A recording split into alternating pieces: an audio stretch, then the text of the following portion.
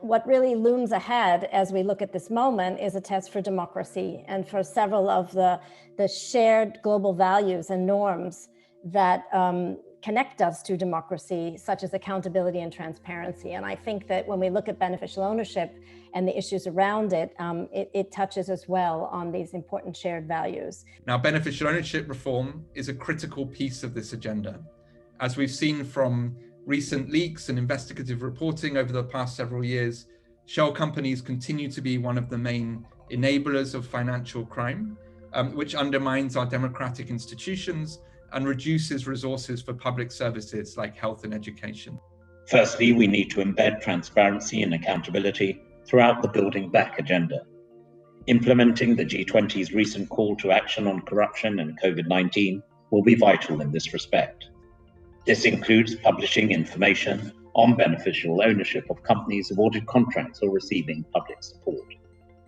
And secondly, we need to ensure that governments themselves are open and transparent in the use of COVID-19 funds. And therefore we must work together. And together we will endeavour to promote open and free to access registers of company beneficial ownership as the global norm by 2023.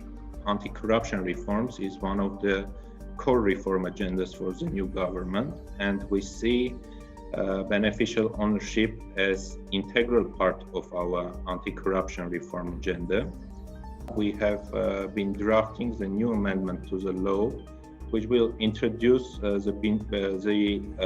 submission of declaration on beneficial ownership in all other sectors of business in Armenia. Procurement frameworks were not really requesting beneficial ownership information from companies. Maybe there are a few examples here and there of a good practice, but this was not mainstream. This was not happening as much as it needs to happen.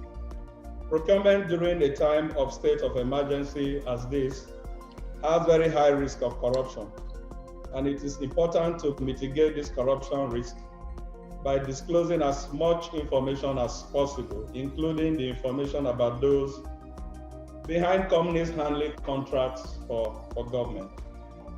I have received the mandate of the Nigeria's Multi-Stakeholder Forum to work the Corporate Affairs Commission to secure the approval of the President to join the Beneficial Ownership Leadership Group and formally sign the Beneficial Ownership Disclosure Principles.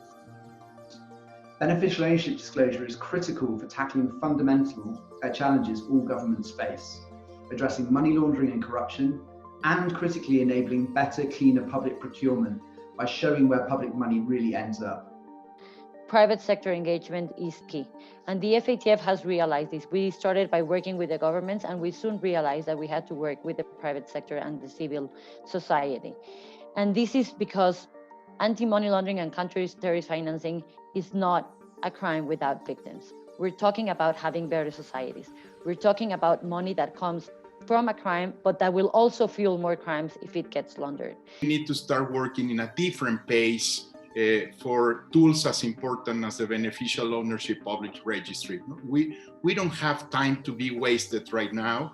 We need to start thinking in a different rhythm and unlock the brakes. We have so many brakes trying to refrain from providing concrete results in these issues, and we need to unlock them. And looking ahead to 2021, which is also the 10th anniversary of OGP, I think we have a huge opportunity together to make sure that building more open societies and better democracies is central to our vision of building back better after the pandemic. And central to that should be tackling the systemic inequality and exclusion that's exacerbated by corruption and dark money.